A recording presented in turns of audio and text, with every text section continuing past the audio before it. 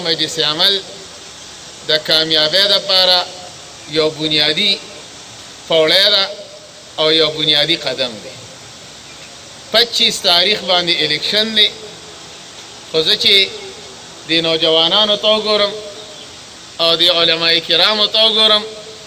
زمونږ د سودا اکثر قرض وي، نو موږ سوس یو. خو غالبا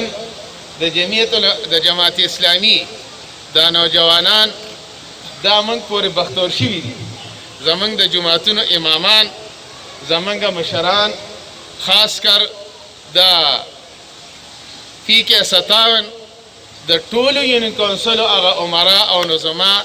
په دې اجلاس کې چې ما ولیدل، نو ماته انتهایی خوشحالي ملو شوه او دا مې یقین راغی چې 25 تاریخ خو لرې دی، خو د نن نه زمونږ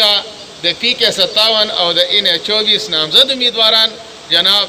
مولانا سید محمد گوهر شاه صاحب او جناب ریاض خان کامیاب دي انشاءالله. زما عزتمندو، ما ته د مفتی صاحب مفتی محمود صاحب یو قول رایات شو، ولی خان ته یو مجلس کې ویلو چې ما سره خو هغه د چیندخانو هغه تول دی، یو پسې منډه کم نو بل رانه ټوپ وي، بل پسې منډه کم نو بل رانه ټوپ وي. د علماو په دې باندې اتفاق کړی دی چې موږ به اختلاف کوو، خو الحمدلله زما ذاتي رای دا ده چې د متحده مجلس عمل کم قیادت دی،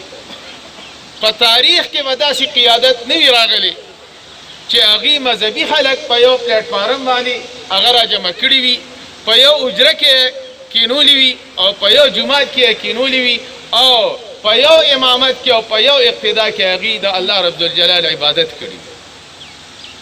دا نن ورځ موږ ولیده چې مذهبي خلک د متحده مجلس عمل قیادت هغه راجمع کړي دي او هغه اعتراض چې د سیکولر د خلکو د طرف نه موږ باندې کېدو چې موږ د کوم ملا اسلام ومنو، موږ د بریلي ومنو او که د سني ومنو او که د جمعیت ومنو او که د جماعت اسلامي ومنو. زه علی الاعلان د ورکر کنونشن وته او که انتخابي هغه مهم آغاز وته، زه سیکولر جماعتونو ته وایم چې د متحده مجلس عمل هغه اسلام راشه اوس ومنه او د متحده مجلس عمل امیدواران کامیاب شي. او تاسو په فخر سره دا ویلی شئ چې موږ ستاسو کوم سیکولر ازم ومنو، موږ د پیپل پارټۍ سیکولرزم ومنو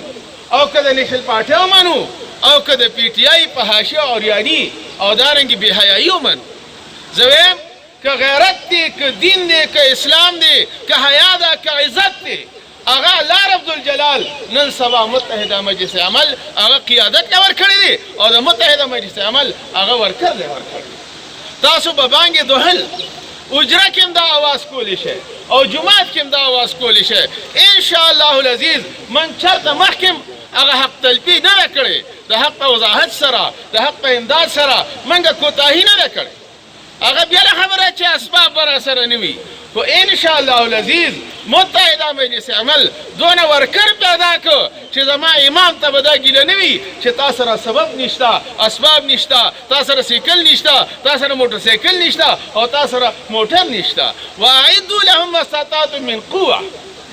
جانی او مالی قربانی هغه به زمونږ د متحده مجلس عمل ورکر کوي او په 25 تاریخ باندې به کتاب باندې مهر وی او عالمی دنیا ته او مغربي دنیا ته به وی چې څنګه 2002 کې متحده مجلس عمل بھرپور کامیابی حاصله کړې وه. انشاءالله العزیز 2018 کې 25 تاریخ باندې به بیا د متحده مجلس عمل هغه کامیابي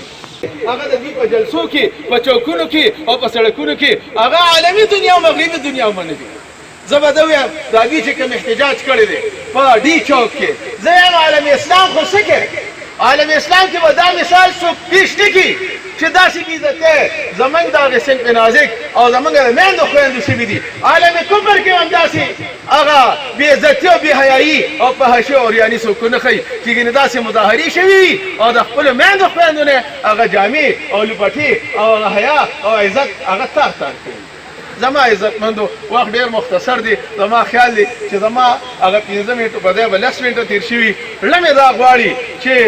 ډېر تفصیلي بیان تاسو ته وکړم خو دا کوم خلک چې وایي چې موږ ښه مؤمنان یو دوی ښه مؤمنان هم نه دي دوی بې حیا دي بې عزته دي او دا ښه مسلمانان هم نه دي ځکه ښه مسلمان هغه دی چې المسلم من سلم المسلمون من لسانه ویده دی د امت مسلمه هغه اعلی قیادت باندې هغه الزامونه لګوي او تهمتونه پرې لګوي کنځل او وینا پرې کوي نو دا نه ښه مؤمنان دي